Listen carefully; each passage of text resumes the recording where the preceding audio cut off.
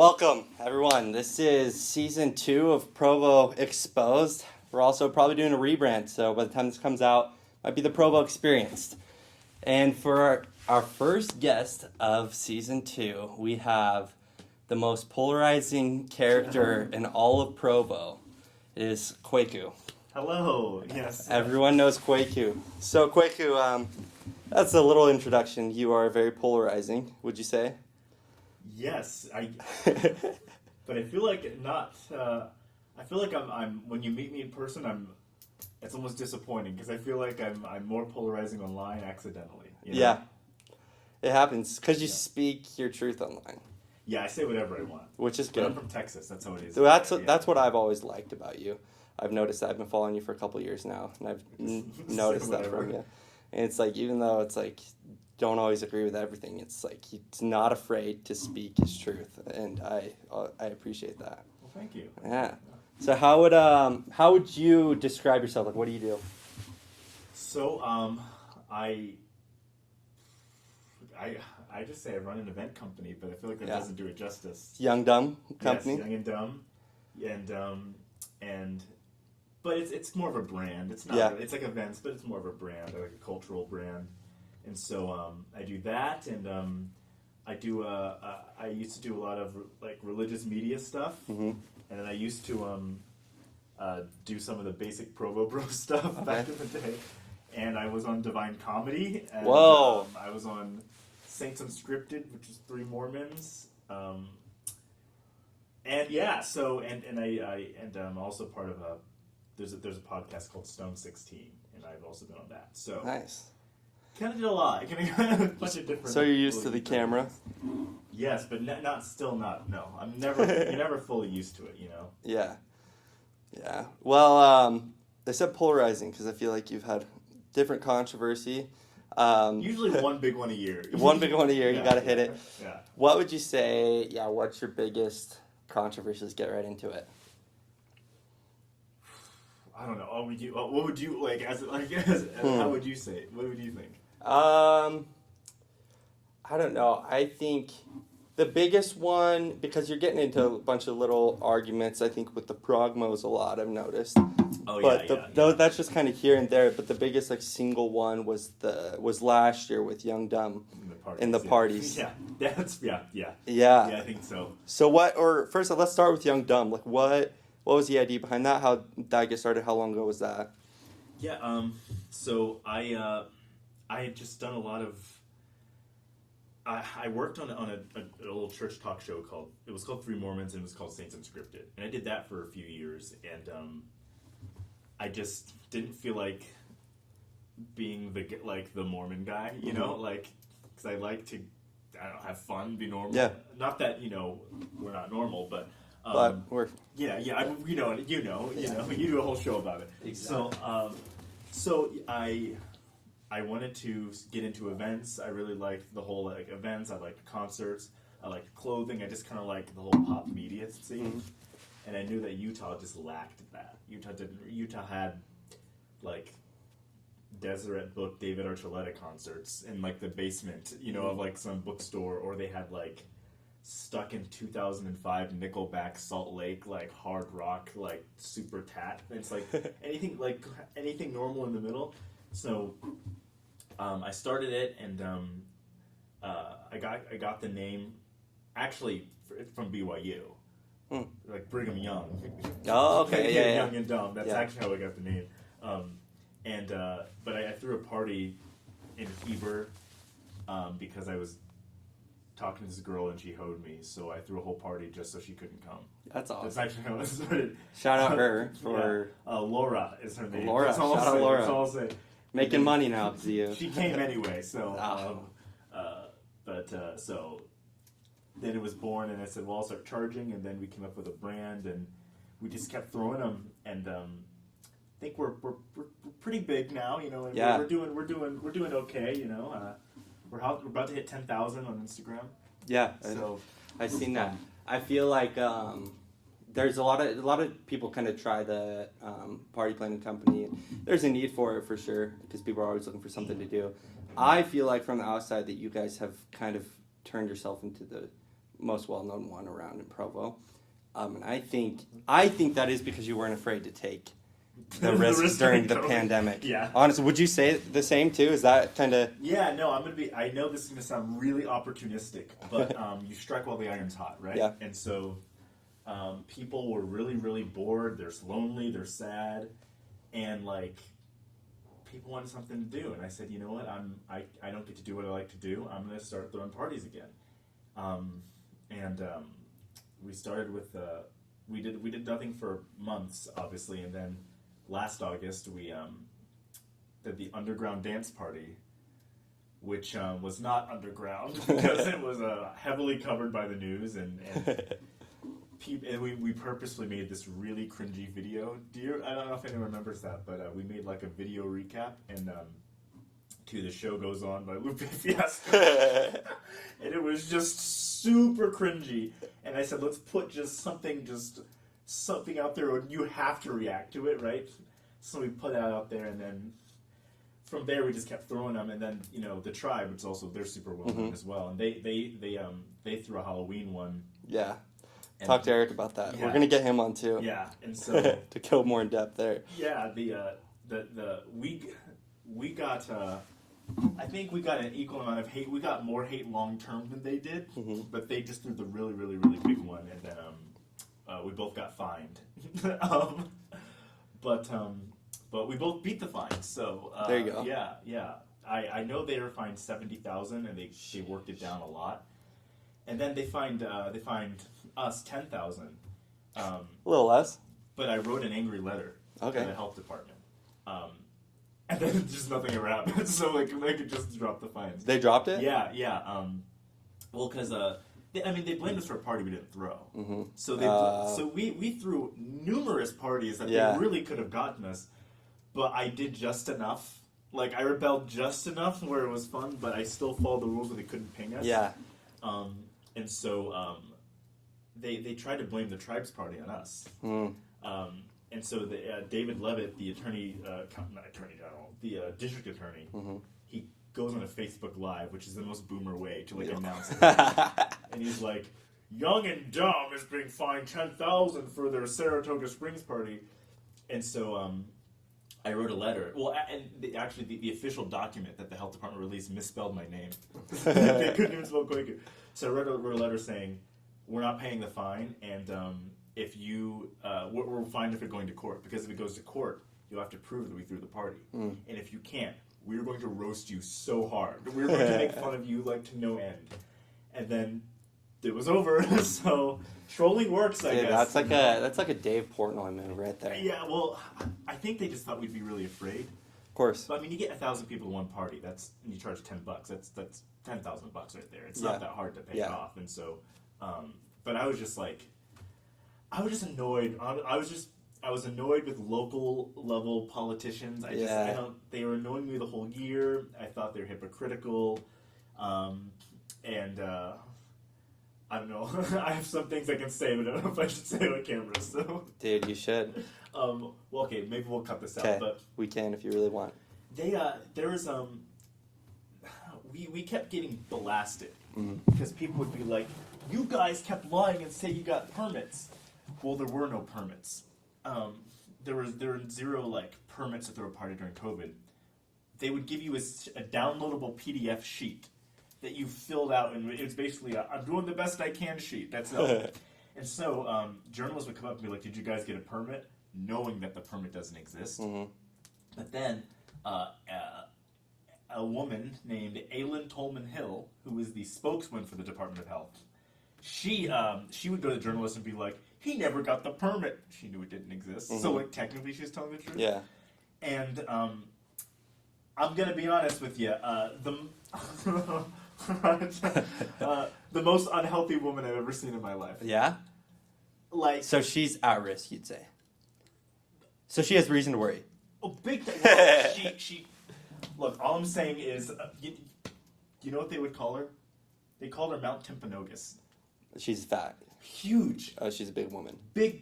That's not, I don't think that's bad to say. If she is. You're right. describing and so I'm like, wait, you're the spokesman for the Department of Health? For health, yeah. That's like me being like, the spokesman for like, I don't know, P90X Yeah, or bodybuilding. Yeah. I'm not the guy. It's ridiculous, right? So she would be like, what they're doing is just so dangerous, and I had to bite my tongue every single time to not say, really? You don't think the 15 years of Taco Bell every day were like more dangerous? You're going to die, regardless of like, you can't look like this. And I'm not saying like nobody's got the perfect body. I'm not saying a little bit of, I'm saying morbidly like, I don't know. And again, if you look like that, I'm not making fun of you, but don't. There is like almost a Saturday Night Live like kind of humor to. I'm the spokesman for the Department of Health. Here's how you should be healthy.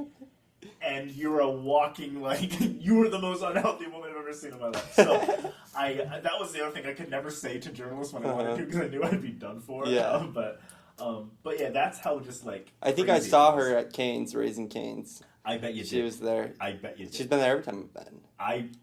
I don't doubt it. I don't doubt it. I bet no, I'm not gonna say what I was gonna say. But yeah, so, anyway, so the whole COVID thing was crazy, but, we didn't back down, and I didn't want to like sacrifice everything I've been working on just because, the Provo City Council, who were elected by 5 people, because it's an election nobody votes in, right? Like, because they said you can't do this, right? And so, and I've got my whole view on trustworthiness of COVID-19 mandates, anyways. So I just didn't buy it, and so we just kept doing it, and then people liked that we had cojones, and they kept coming, and so. I think it's a good example of, like, because, like, from the outside, too, me looking in, like, I saw it all happen on social media and unravel there, and it's like, dang, they hate this, man. They hate the whole group. They hate everything to do with it, and it's like, that's the way it's portrayed in the media, whether it's on Instagram, but especially Twitter, of course. Oh, yeah. And they're ruthless over there. But also, it's like, it's social media right now, really gives us a bad, like, interpretation on what's actually happening in the world, or how people actually feel about things. Right. And that's where it's like, to see young, dumb company, like, your parties keep getting bigger and bigger, and more people coming out and getting more and more of a following. It should, based on like what I was reading online at the time when all this was going down, that was not the path it was going down. It was like, is going to be, they'll be crucified for ever doing anything again. Right. But it's like, it just goes to show, like, people don't really care as much. Everything's just so blown out of proportion. Right. And it's like, really, it's good in a sense, like, right, we want minority voices to be exemplified and to be heard. Right. But now it's like, the minority of voices on social media are so exemplified that the majority voice, if you try speaking up, it's like, gets diminished. Right. And we don't get a good sample size of how people actually feel because of that. Well, yeah, I mean, that's kind of my thought process the whole time, is that it was, I'm getting slammed, but I know general people are not on board with this. Mm-hmm. And so, I mean, you just kind of have to just not care. You just kind of say, screw it, I'm going to keep doing it. Because I would throw the events and people would come and the lines would just be super long. And I'd get online and they're going, this is horrible, but the people are here, right? And so it's like, do I trust, I hate BYU 1952, Instagram meme account? Or do I trust the real life, And I also think I had people come to the parties that would blast me online for it. So there's a little bit of like clout chasing, like, of course. Like I know I'll get some likes and followers if I say this, or the girl I think is hot hates Kwaku, so I'm gonna pretend I do too. So there's like a little bit of fakeness to it, and a lot of it probably. Honestly. And so I mean, you just have to not care. I mean, I'm from the South, and people from the South are generally just more like middle fingers up. Who cares, And so. Not from Utah. Utah's a different breed. Yeah, no, for sure. I think I don't know, it's funny. The other day, actually, when we were talking about, meeting up to do this, I was with one of my friends. I was like, oh, yeah, I'm going to have Kwaku on. And she's like, oh, yeah, I don't like him. And I'm like, well, why? And she's like, I don't know, actually. Now that you say that, I'm not sure why I don't like him. Not to like him. Yeah, but for real, that's what it is. And it's like, if you're not, you're not aware of, like, how you're feeling about something, you'll naturally just start to kind of believe, and your emotions will start to, like, fall into how the rest of the media is, which is super dangerous. It's groupthink. And that's why you see so many people on the far left and so many people on the far right. It's hard to find like a middle ground. Yeah. Yeah, I mean, well, like we saw today with the COVID. Yes, right? let's talk about that. So the church releases a first presidency statement, and they urge people to get the vaccine and to wear masks. And usually online there's an uproar against the church. It's because the church is taking a more right wing position. Yeah. So it seems like people I follow who are left wing get really mad. Mm-hmm. The first time I saw people who are right wing get really mad. And like it's just been interesting to see, like, because the way I see it is like our church started because a kid went to the woods and prayed to know what know. The whole basis of our church is pray and ask God and figure out yourself. So I was like, okay, if you really don't want to get the vaccine, and you believe in prayer and you believe God answers prayers, why don't you pray and see if you should get it? To me, that just seems like the reasonable, like that's how But it became so bad. The church turned off the comments on the and so I was like, I got to go to Facebook because I got to see what like the suburban parents are saying. That's the place to go. Because these Utah DoTerra moms are ruthless. Like, dude, the Utah moms, like the slightly like the Spanish for QAnon, like you know what I mean, like essential oils, but still really hot moms, like those. They will come after you, and they are mad right now. Yeah. I work at Lululemon, so they come in, and when we were having to still make them wear masks, they were ruthless, and they were not happy about that. Did you ever see the city council, like I guess the city council meetings where the moms would come in Provo and they would talk about the masks? These moms, they will get up and they would be like, "You are Hitler. You are actually Hitler, and I am not gonna have my child wear a mask." And they're like, okay, and she's like, I'm not voting for you. It's but I mean, I don't know. I've got I bring a mask with me everywhere I go. Yeah. I'm not actually like as anti-mask as people think. Yeah. I'm only I don't know. I think there's like a corporatist nature to it, right? So if you heard the phrase, if it bleeds, it leads. No, it's what they say in journalism. I like that though. And basically, if it bleeds, it leads. So if it's violent or scary or bad, you're going to get more hits. Yeah. And which means if you get more hits, you're going to keep your advertisers who are advertising on your page. So there's an element of journalism that's like, it's just marketing. So you have to phrase things and push things in a way that's going to get more clicks for them to financially justify their business. And so, I mean, well, okay, Salt Lake Tribune, right? How often has the Salt Lake Tribune written about how Geneva Steel poisoned Utah Lake, and everyone who lives in Vineyard is probably going to get cancer because it's built on radiation? Nobody, by the way, nobody knows that. Like, Daybreak and Vineyard are literally built on radiation, and everyone who lives there for more than 3 years will get cancer. Like, that's weird. It's a horrible thing, and like nobody talks about it. And the reason in Vineyard, from what I read. You can fact check me. Some guys are going to sue me if I get this piece of information wrong. But Vineyard apparently got a lot of money, the city of Vineyard, in a lawsuit against Geneva Steel, and thus began the settling of Vineyard and building the townhomes, building these really nice houses there, because they just got millions and millions of dollars when they sued Geneva Steel. So they just built houses on top of radiation, and now all these families live there. Now, to me, I want to know that story, you know what I mean? Yeah. Like, that to me, it's like, hey, wait. Why does everyone not know that story? Instead, it's like, can you believe Dallin H. Oaks said something that made people upset? Yes?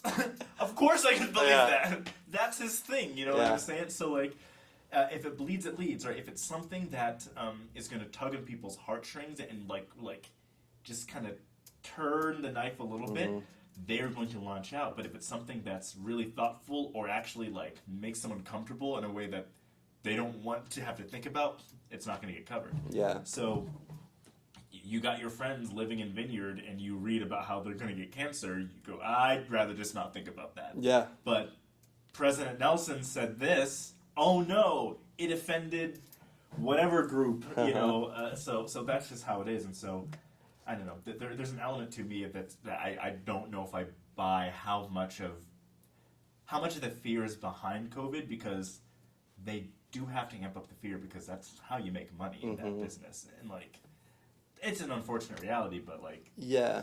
That's where I'm like, with everything political, like, no matter what it is, it's just like, it'll never change from the big media outlets or whatever it is. Right. They always have their agenda, and I don't blame them for it. Like, they gotta make a business. Their business at the end of the day, you gotta make money. So you're gonna put out, articles that are gonna get clicks, even though they're not entirely true. You bend the truth a little bit, and it's like, yeah, you wish it wasn't that way, but that's not going to be the thing that changes. Right. What's going to change is the normal person in America realizing and being aware of this stuff, that there's biases to whatever media outlet, whether it's Fox or CNN, like whatever it is, and like acknowledging that as you're reading stuff.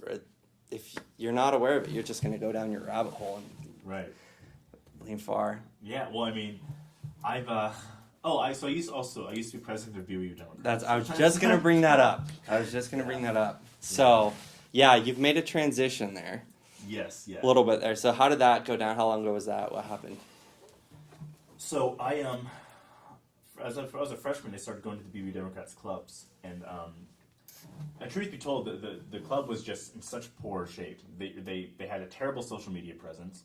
It looked horrible. Their logo was horrible. It just looked bad. So I knew Photoshop just a little bit, and I just said, "Here's a logo," and they were like, "Wow, this is." And I was like, "Yeah, I'll help out." And so I only put in a little bit of effort, and they made me an officer because the people before were just not doing a good job. And so from there, I knew how to publicly speak. The club was full of a lot of more socially awkward, kind of strange people. Yeah. So they put me in charge, and I became president eventually, but that was the worst mistake I ever made in my viewing experience, ever having anything to do with the club.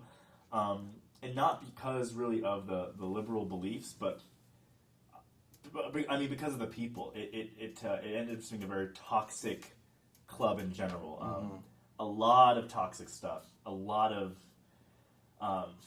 imagine all of Provo Twitter in a room. That's what it was, right? Just Kill me now. The most angry, mean, pessimistic, just mentally unstable, just jerks. And so, the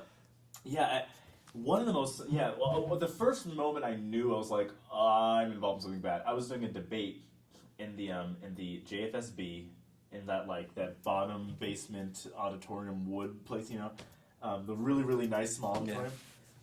And I'm like, I'm backstage with the Democrats, and just four of us debating.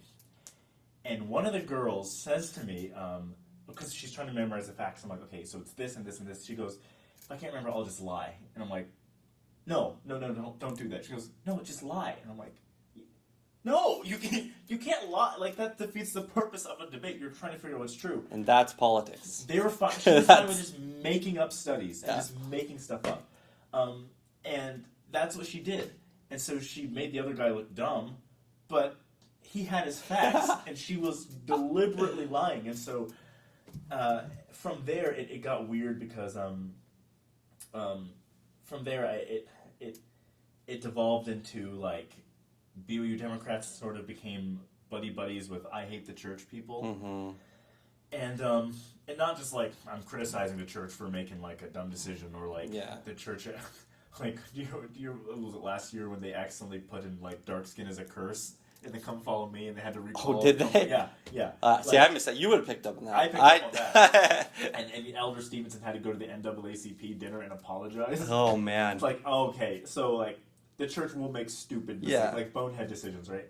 I mean, I'm not, like, sure, I'm criticizing the church, but it was like, the church is evil, and we want to make the club, like, proclaim how the church is evil. And I'm like, well, look, we're at BYU, guys, you know what I'm saying?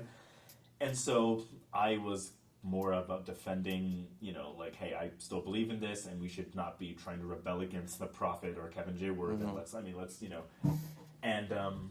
and then from there, just crazy stuff happened. Like, so much, like, Twitter gossip. I ended up being investigated by BYU police, BYU Title IX, and I ended up, like, getting cleared by both, and honor code, getting cleared by all three, because people just, like, make stuff up. And then after a while, I actually ended up the person who accused me ended up at their trial in court. Like watching the whole thing fall apart and realizing that like the person who was coming after me for like 2 years was found a fraudster, like falsified information, falsified reports to BYU police and Provo police, falsified a lot of different things, and so it's actually taken me a long time to get that information out, and I just got like access to the court transcript so I can put it online. So Man. yeah, I literally That's just sad though. It's like it's sad for that girl. It's like what level of your mental health is not in good shape if you're spending 2 years of your life like working in that and just the sad thing is a lot of you feel bad for her in a way. Well, I'm sure you don't because she made your life hell for a little bit for a while. But it was a dude. Okay. Yeah, so it was. See, that's sexist of me. No. So I assumed it's just this psycho girl, but men can be psycho too. Well, you think about like, no. Well, you think about if you're a girl and you've ever, had, some run-in with a creepy handsy dude, right? Yeah. You're more likely to, if someone says, hey, this person is an assaulter or rapist or whatever, you're going to believe that because you've dealt with, right? Yeah. So what we had was someone, a really, like, mentally predatory person who was finding these girls who actually had been harassed, right? And preying on, like, a very vulnerable part of them. And saying, hey, this person over here is evil. Let's take him down. So it was really crazy. It was, yeah, the way that the guy did it was smart because impressive. It was impressive because he was able to get people rallying around like normally if you're going to frame someone for something, you need to have a victim. He was able to do it without a victim, so he was able to do it without actually having like names of anyone or anything of that nature. So it became like a nebulous series of tweets that were getting like 500 likes, like 30 to 100 retweets, just in areas. About you. Yeah, about me. Your name's slandered on Twitter. I've seen yeah. And I was getting called everything from, like, closeted homosexual to homophobic to rapist to gay rapist to, like, everything. It's like, I was everything. So, it was, and I think part of the left's downfall is that they don't focus, They have a charcuterie board of bad things, and you gotta hit. You gotta pick one. You gotta pick one thing. Yeah. If you pick too many things, Yeah. But seems fake. Yeah, we had tweets going around like Kwaku's got dozens and dozens of victims, and people were like, "Oh my gosh, who are these girls?" And like they're all going to Town 9 to testify, and those are the tweets going around, and I was like scared. I'm like calling all my exes. That'd be I'm like, scary, yeah. I'm like, what did I ever do? You know what I mean? And I'm like thinking like. Was it her? Did I go too far once? Fine. Yeah. I really didn't do it. Like and so I was like going through. It's like, did I like? It's like, well, I'm a virgin, so I haven't raped anyone. Yeah. What did I do? Did I, And so, I get this terrifying email from Title 9. Honor Code was investigating, and they were actually on my side more so. But it got switched to Title 9 because those people knew what keywords to use, a certain keyword to use. So if you're getting investigated by Honor Code because you're caught drinking or something, if you use certain keywords, Honor Code can't take the case. So stalking is one. Sexual harassment is one. And you can be on the verge of getting kicked out of BYU, and you can say certain things, and legally they have to move it away from Honor Code into Title 9. So, yeah, it's a loophole. So it gets moved to Title 9. So if you're gonna get kicked out of BYU, maybe just try sexually harassing someone. Or okay, how about this? Let's say you get drunk. Okay, you get drunk at some party, and it gets on Snapchat, and people see Honor Code calls you and said, "Okay, we saw you down that Jaeger." Like, you're gonna, and you say, "Someone grabbed my butt beforehand, and they pushed me and made me drink it." Honor Code can no longer investigate it, and it has to move to Title 9 because now it's a form of harassment. Is that recently changed? That started in with Barack Obama when he was president. So when the Title 9 was big time, just pushed around the country. Shout out Barack. Then. Yeah. So it's been going on for a couple of years, and it's actually been the case even when the Honor Code protests were happening. Okay. So a lot of people know not much changed. See, I've always been like that. Like people always complain about BYU, and I'm like. I've always been like, I've been there for however long I've been there, like, it hasn't affected me. Like, I know I'm not, like, a huge problem guy, but also, like, I'm not, like, the best guy either. Like, right. You know, it's like I don't fear getting kicked out of BYU when You I'm can walking do a around. lot of BYU. I feel like you have to be kind of an idiot to get to the point where you get kicked out of BYU, and it's like I've had some things, and it's like they'll give you so many warnings. It seems like now before they'd ever kick someone out or expel someone. And it's like I haven't heard of someone getting kicked out or expelled within like the last 5 years. Any horror stories you hear happen, like I feel like pre-Worthen. Yeah. And even if you do get kicked out, you're very likely to be let back in. They have literally a list of all the people they kick out. Really? And you get let back in. So I mean, these aren't like monsters running the school. Yeah. So anyway, go into the rapist room in Title IX. It's like literally The like rapist an office, room. probably about smaller than What a this name room. for a room. Yeah, and there's 2 chairs and a little table with a recorder and 2 cameras. It's where they interrogate the rapists of BYU. So I'm sitting down in there, and I'm like... The rapist of BYU getting interrogated. And the guy sits down, and he's like, so, he's holding the files, right? And I'm like, okay, which girls reported me? He goes, none. I'm like, what do you mean? He goes, yeah, no, girls didn't come in. Only girls came in to testify on your behalf and say that you were a good guy. So, like, I had ex-girlfriends going in and be like, yeah, no, Kwaku's great. Didn't work out, but we love him. He didn't push my boundaries or anything. So, So you paid all the girls off. yes, I'm a Harvey Weinstein. Right? You said, I'll give you opportunity. You want to be on the cover of Young Dumb? Oh, this is all pre-Young and Dumb too. Yeah, Young and Dumb didn't exist yet. So I'm literally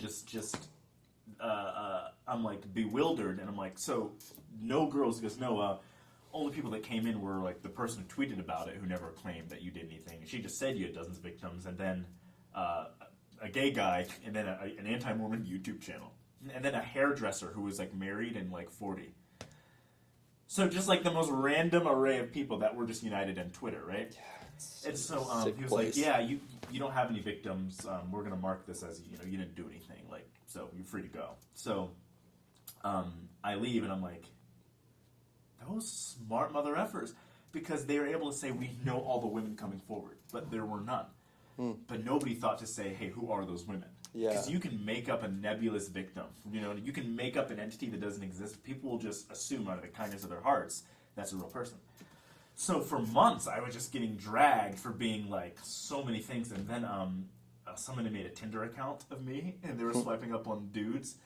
So then I was getting all these messages from gay guys in Provo that were like, you're such a jerk online, but it's okay. You can finally come out and with us. And I'm like, jeez Louise, I couldn't get the break. Man. So I was getting like... This happened to me the other day, actually. Oh, did it? Yeah. And it's funny, not a funny way, I kind of felt bad, but so I was, have you seen Corey and Damon on TikTok? They're like YouTubers from Utah. Yeah. Damon was he was part of our prom. Oh, was he? Yeah. Dude, they're funny. Awesome. Anyways, but yeah, they're blowing up on TikTok now, and they did this thing. They got sponsored by Tinder, and they did this ad, and like, I saw in there that like they went on like a Tinder date thing, and Corey went with a dude, and so I was like, oh, that's funny. I just come up to Utah like last week. I was like, I wonder if Corey's on here as a dude. So I switched my preferences to dudes, and I'm like swiping to try to find him on there. And then like the next day, I get a message from some random kid on Facebook that I've never really talked to before, but he's on Facebook. That's the only platform he follows me on, which I don't post anything on there except for like when I post my Instagram story, it goes there.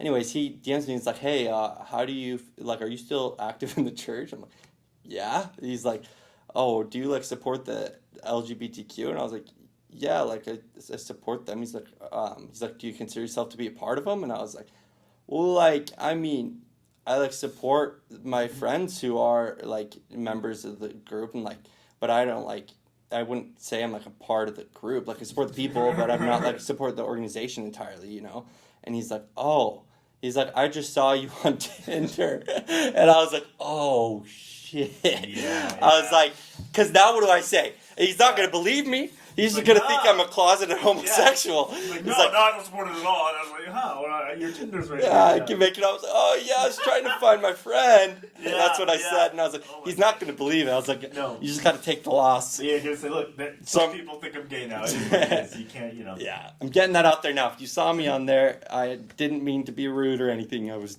trying something. Well, I felt bad for the people that were like matching with the fake name. Yeah. Because it was like they were getting catfished. And like here's like I lived in San Francisco for a year. Yeah. Right. So I did musicals in San Francisco. So you super you clean with know the gay. community. Yeah. So it's like I don't think being gay is bad. So I don't really care if someone says, "Oh, Kwaku's gay." Yeah. I felt more bad for the people that Yeah, were you catfished do. by Yeah. So this lasted for such a long time, and I had I would get on Mutual and I'd have dates planned, and some girls would be like, "I heard that you were like a rapist," and I'm like, "No, I'm not a rapist." And they go, "I didn't think you were, but this blue-haired girl told me this on Twitter." I'm like, "Yeah, okay." You always trust the blue-haired girls on Twitter. If you Right. know any blue-haired girls on Twitter, run far away. take their word for everything. You don't have to fact check. They are the fact check. You can tell that they're very mentally stable and Yep. don't have dad issues. So I mean, only everything's great now. A lot of the information came forward. I was able to really clear up a lot, and no one really, I don't get grief about that anymore. And so, Yeah. But yeah, I mean, for about a year, I was having to, prove that I'm not like Jeffrey Epstein, right? Yeah. And honestly, it probably took a crazier controversy to overshadow that controversy, right? Yeah. And people are like, "We think he's an assaulter." And then I have people go, "Actually, he wasn't. We have court documents to prove that the person who made it was just like a serial liar and falsified records." And they're like, "Huh? What about that party? That is true. That one is actually that one. He did that. Take him down. He did. Yeah. So I mean, and ironically, the whole Title IX thing didn't get me suspended from BYU. My party's got me suspended. You did, really? Oh yeah. They suspended me for a whole year. Really? Yeah. So they suspended me. They weren't. I don't think they were going to initially, but so many people sent them angry letters, and BYU caves. BYU will cave. Yeah. They don't like negative news. So they suspended me, and they said you have to stop. I stopped for a little bit, but I was like, nah, I'm not stopping. Yeah. So I went back to throwing parties again. They said, hey, look, you can't do this. And I said, look, I'm gonna run my business. My degree is somewhat worthless anyway. You know what I'm saying? I'm gonna run my business. So I ran it. They let me back in for a second. They kicked me out again, and then they finally let me back in again. And they're like, okay, it's all over now. You're good. With the Delta variant, who knows what's gonna happen? I might be at UVU soon. I don't know. But So you're starting this semester there? I might. I'm honestly I'm getting so busy with Young and Dumb with other business projects. I might not. So I mean, we'll see. But I was allowed back in, and so they they were very, very, very, very nice. They were kind of being. The press was like, "You better kick him out," and they were like, "I guess we'll suspend him, right?" Yeah. So I mean, it's been wild, but I'm happy it all happened, right? I think when That's a good way to look at it. yeah, you got it. I feel like the world's getting it's getting crazier and crazier, and you have to be tough. And if there's one thing I will pride myself on, it's that I think I'm tough. And I can take a lot of criticism. I can take a lot of gossip. I can take all those things, and it doesn't really deter me. And I wouldn't. And that's actually helped me a lot, with Young and Dumb and with businesses and stuff. And so, I think there's a level of arrows you need shot at you. Mm-hmm. If nothing bad ever happens, you never have to fight for yourself. Then I don't know. What are you going to do when it really does happen? If you got a wife and kids, and something really crazy happens, you don't know, you just emotionally dissolve, I mean, I got called a rapist to thousands and thousands of people for an entire year, and I'm fine, so. And I'm sure it took that experience to gain that, thick skin and keep going, because I doubt you were, like that right when it first started happening. Oh, yeah, at first it was hell. I was how do you... Yeah, and because it was right during the Brett Kavanaugh and Harvey Weinstein stuff, right? Nice. So everyone was saying #MeToo, and I'm like... 2.0. Well, am I getting Me Too'd? But again, because they gave me too many options, because you can't say he assaults women and he's also secretly gay. Yeah. So I was lucky that their strategy, their battle plan wasn't as strong as it could have been. But I learned to just... if you don't piss off left, but don't piss off the right either, because those mother effers will storm the Capitol. So they will. They will. You know what I mean? I'm happy it was the left and not the right wing, the ones with guns and flags. Yeah. So the left just makes you look bad on media, on social media. The right will do stuff, and they'll come find you. Yeah. They'll come find you in person. Which I don't know if I respect that more or not. Yeah, I think a little bit. I don't respect either of it because you're just too emotional either way, and it's just like get over it. Right. But yeah, I There's an element of like, if you can back up what you're saying in real, like, if you're in gonna the show 3D up, and in yeah, person, I feel like you're more of a man, and more of a yeah, man. Like, I yeah, respect you more. yeah. Oh man, that's funny. Yeah. Yeah, I think like because like you have a good attitude about it now, where you're like I learned from it and everything, and like I'm glad it happened. But also like that sucks because like it's just like what I was saying. My friend the other day is like, yeah, I don't like him, and it's like why do you like him? She's like I don't know, and I guarantee you that's from the bad Right, press right. and from she'd seen those other things. Probably didn't care enough to look into it, and so just Right. like saw the Like, outside oh, of it. he's a jerk. Yeah, yeah, He yeah. sees all that. She sees all that and concludes like, yeah, he's a bad guy. And so it's like you kind of now, and I'm sure you're still working on this, and is like clearing your name from those things.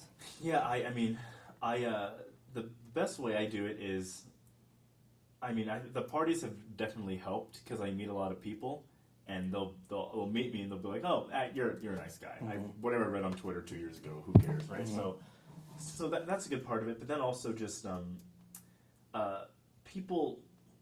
We have like Mormon culture is a very gossipy culture, so there's also an element that everyone recognizes it's a gossipy culture. So you Yeah. can't. People here are smart enough generally not to take everything like 100%. So I mean, I had a girl I who DM'd me. She like and wanted to hang out, and then when we were gonna go hang out, she was like, "Actually, I just read some stuff about you. I'm sorry, no, never gonna happen." And then 3 months later was like, "Hi, what are you doing?" And I'm like, "You want to be alone in a room with me after?" And she's like, "Yeah, I don't think it's true." So you know what I'm saying? So like, people, it's not as serious as people think, and but again, like everyone's gonna have to. I think everyone should go through like a major public crisis or something like that. Like you think. I think of someone like Indie Blue, who people used to rag on her so much. Like when she went to the Africa trip and she was wearing Yeezys. I remember that. I remember that she was wearing Yeezys while holding up little African children, and people were like, "Why are you like? You don't see how that's kind of like And she got railed on. Like she would get bashed so much for none of the fact that she was an attractive blonde girl who had influence. Now everyone's wearing Lonely Ghost. Yeah, right? they love that. I mean, so you can get just slammed, but I just think if you make it work to your advantage. Honestly, I think like scriptures helped me a lot during the whole thing. Yeah. There's really it's not in the Bible, but it should be. There's this really cool story. If you Google the Testament of Solomon, it's a PDF. You can get it as a PDF, but it's like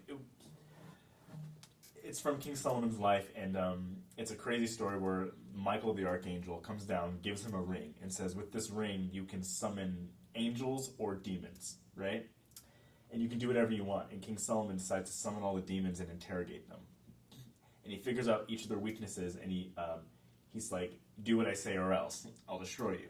And he makes them build the temple for him. He makes them like cut wood and stone and stuff to build the temple. And the whole motto of the story is make your demons work for you.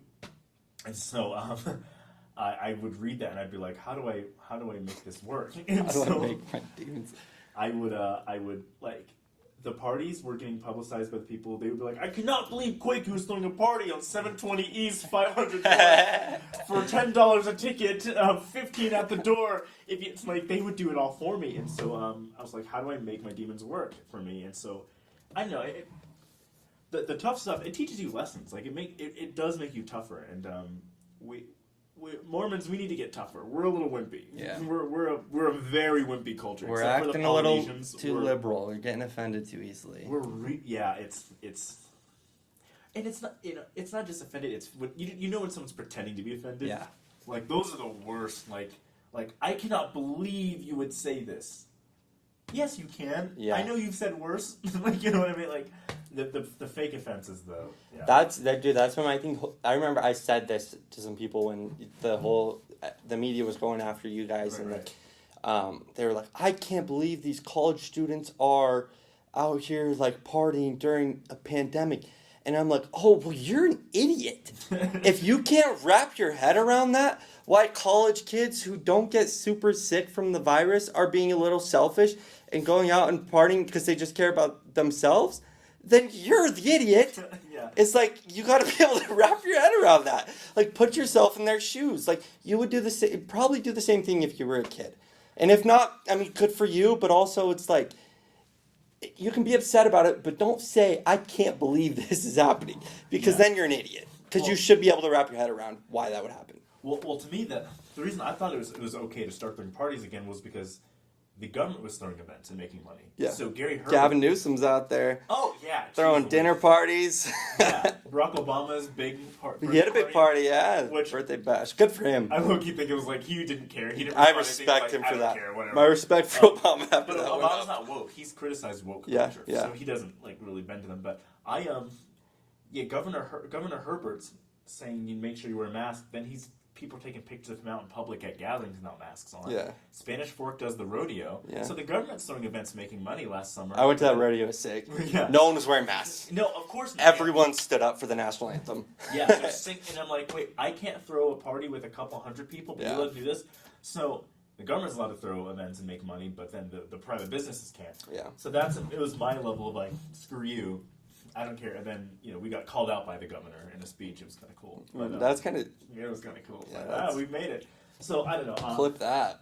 So, I mean, but also, I feel like, I don't know what you think, but I feel like an effective political strategy should never rely on, I hope they do what's right, right? Like, if you say, this will all work if we just all play our part. When has society ever just played their part? You always need to have contingency plans, right? You always need to have a lot of backups. And so we had all these people saying, just wear a mask, just wear a mask. But too much information was already out there, even from Fauci saying masks may not work. Yeah. So once you put that out there, there's no going back. It's like telling a girl, I never really liked you anyway. I promise you that you think she's going to believe you. She's only going to remember the thing when you said you never really liked her.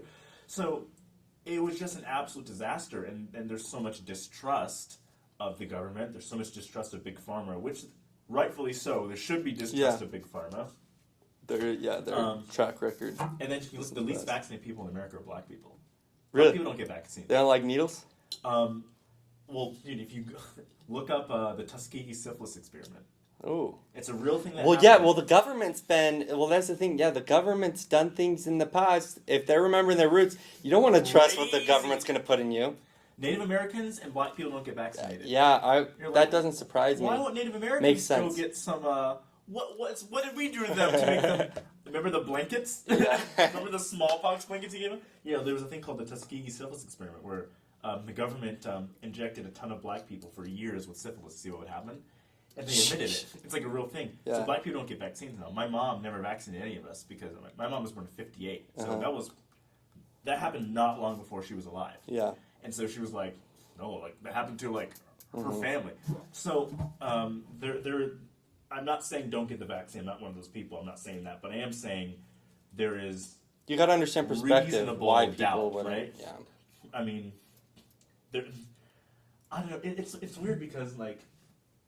I guess it's bigger than Provo, but the left wing, which was during Trump, they were the anti-establishment. The government's bad because Trump's in charge. The left wing now is they're super pro-government. During Trump's presidency, BLM, I was reading so much about like stuff I knew from Black history, and I didn't think anyone else knew. Like I didn't think white people knew these things. Yeah. But my parents taught me all this stuff, right? I was thinking white people and white liberals talk about like this happened to black people when they burned down Black Wall Street and this and this and this and this, and I was like, oh my gosh, you guys know all this stuff that like I learned when I was a little kid and it terrified me. Yeah. You know what I mean? I got called QAnon the other day because I brought up slavery. What? I said, hey, what about like a government responsible for slavery, Japanese internment camps, indigenous genocide? Of course you shouldn't blindly trust them. Yeah. And then she said, what are you, QAnon? And I'm like, wait, are we at the point now where like, you have so much governmental allegiance. If I say, hey, remember African slavery? Like, Yeah. my, like, ancestors literally Yeah. were enslaved, and they're like, that's just QAnon conspiracy. Like, is that a conspiracy now? So I think... Well, that's what's so bizarre is that person probably wants to trust the government and, like, everything, but also it's like that's a person who doesn't have any American pride, would not have a Right. flag outside of their house, like Right, would right, not right, stand for the national anthem, and it's like where are we at here? Like pick a side. It's funny because like I remember I heard this on a podcast once. I think it was on Flagrant 2 with Schultz, and they were talking about how like it's interesting because on the left they're so like you want to at a governmental or like a nationwide level, like trust the government, right, and like really depend on the government and everything. And then the right's so about like freedom and being independent from the government.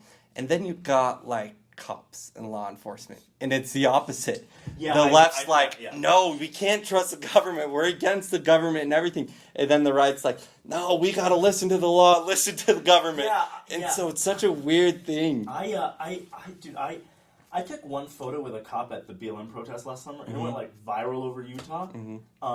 And the caption was basically like, "We can have peace. We don't need to be fighting." People screenshotted without the actual caption. Were like, "Kwaku's a cop lover," like that sort of thing. I was like, "No, like we just shouldn't be beating each other in the streets like psychopaths, right?"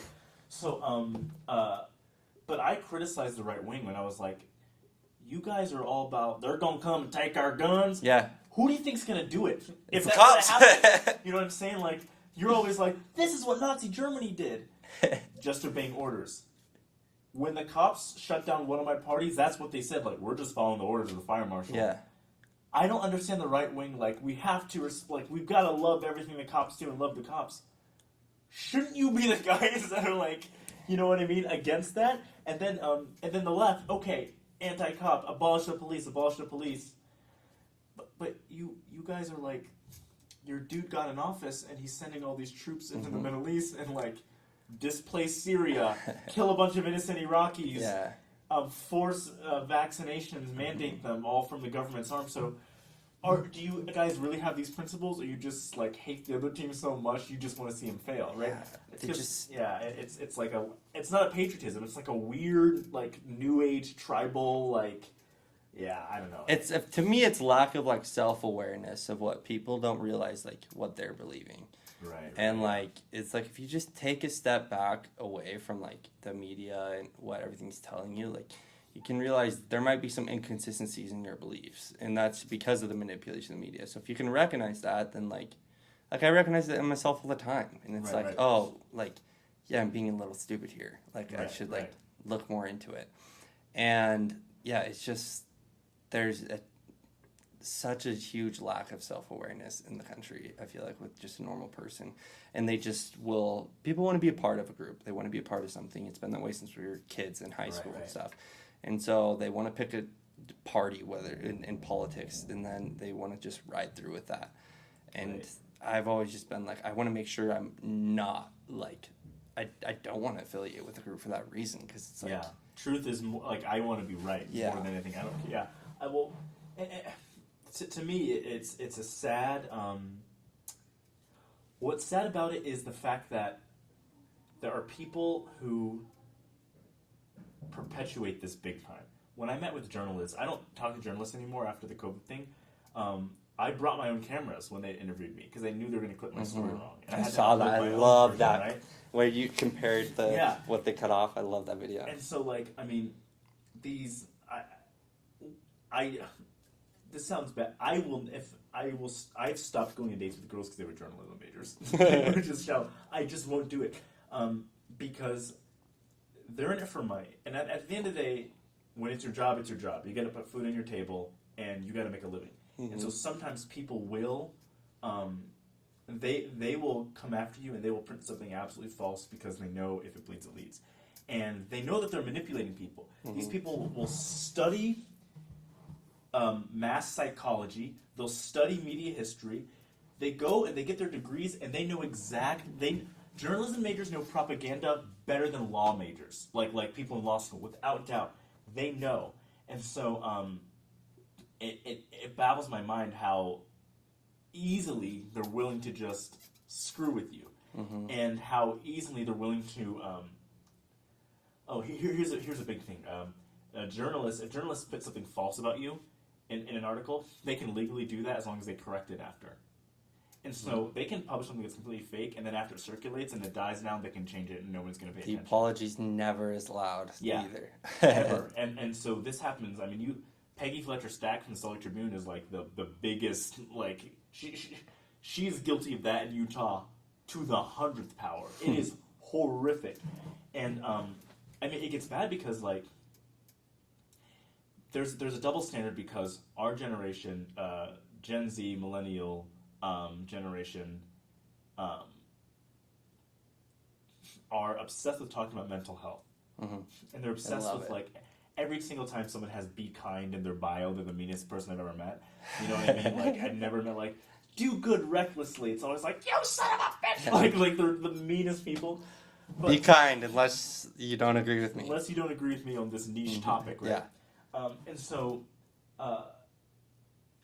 I'm just confused at how the whole, like, mental health is important generation is also we should cancel someone and try to destroy their life any chance we get.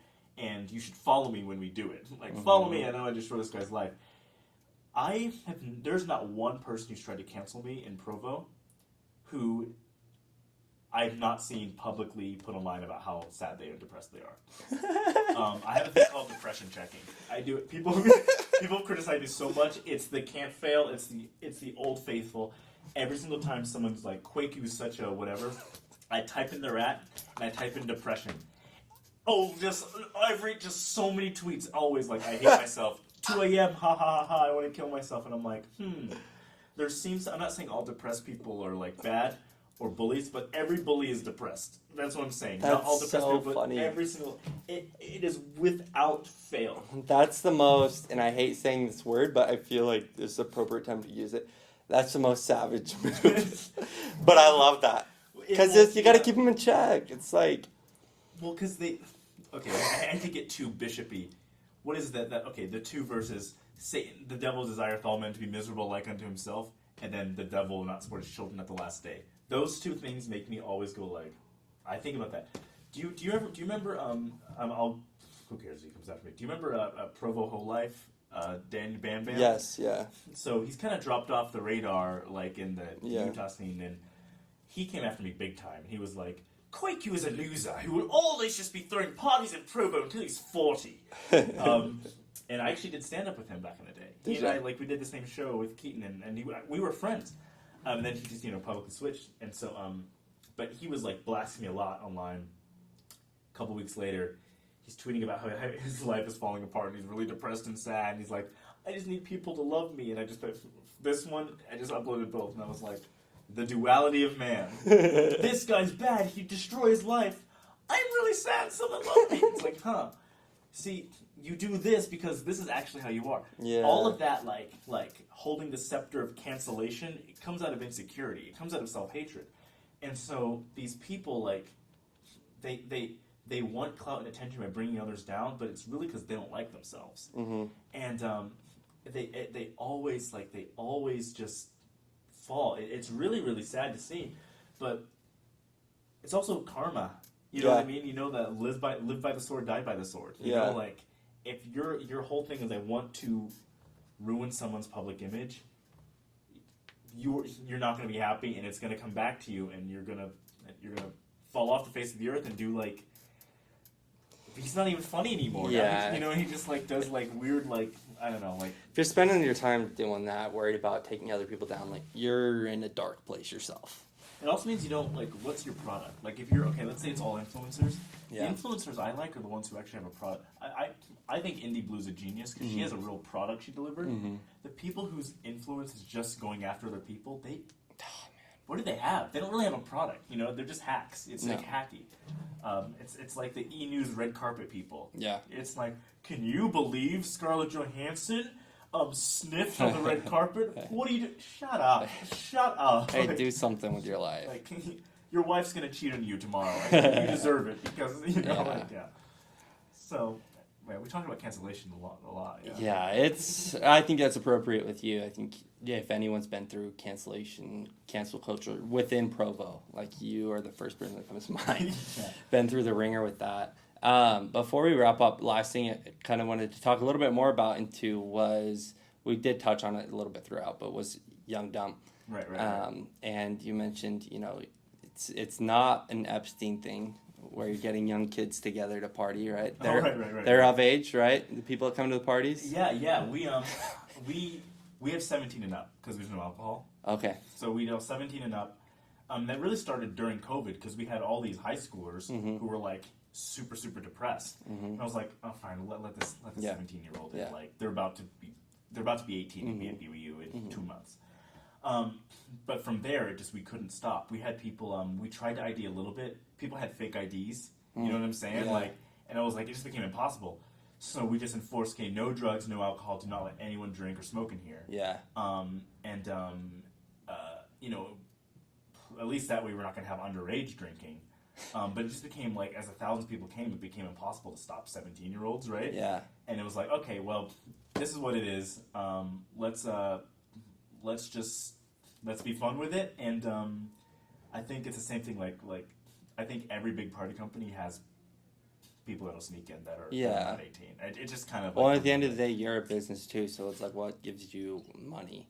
Right. And so we'll clear the air. Now, you're not liable for anything that happens. So, and if you're attending the party and you're a male, or if you're a female, and there's another person of interest, check with their age first. And that's not on Kwaku or Young Dumb. Yeah. I mean, we're throwing dance parties. The purpose of parties is to dance, right? I mean, if you go and you... Okay, here's the thing. If you're making out with someone at the party, like we did one, kiss contest for Air Force Ones, and everyone had enough self-respect to, no. We had 17-year-olds kissing 17-year-olds and 21-year-olds kissing 21-year-olds. Yeah. We know because we have the videos. We had to submit. So, don't submit videos of you kissing a minor. This wasn't the people assumed that everyone there was really dumb. It's but then when you don't have that competition, just the normal parties. It's a sweaty dance floor. You don't smell good. Your mouth smells like blueberry Red Bull because that's all you had to drink. Are you really making out with someone? Couples will make out and they'll put that on camera because they want to be fun. Yeah. People if you meet a girl there, you're going to grab her number, you're going to go to her Instagram, and then you can click. She's going to be private, so you're going to click on her Visco, and you can go see. And if she's underage, you're going to know within a second. Yeah. You know what I mean? If she's 17 and you're 18 or 19, okay, big whoop. You know what I'm saying? If she's 18 and you're 21, oh, big whoop. Come on. So it's, I don't know, we haven't really had an issue. And we actually have a lot of parents that like us. Really? Yeah, because... Well, you're giving your kids something to do, and Well, the other thing is okay, it's no secret that a lot of young people are going inactive and kind of leaving the church. Yeah. Right? That's not a secret. So you've got all these parents who are LDS, whose kids are LDS-ish, and... especially in Provo, a lot of people drink now in Provo. A lot of people smoke now in Provo. And you've got 18, 19-year-olds who are going to go to these house parties and stuff, and they're going to drink and smoke, and their parents are like, what's happening to my kid?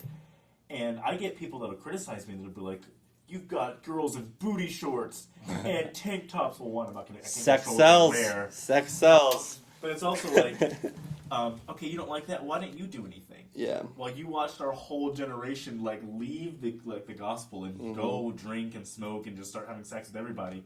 You didn't do anything. Yeah. You just let that happen. So at least we're trying to provide an atmosphere where there are no drugs, there are no alcohol, and it's just about fun. And we try to be as uplifting as possible and have people make friends.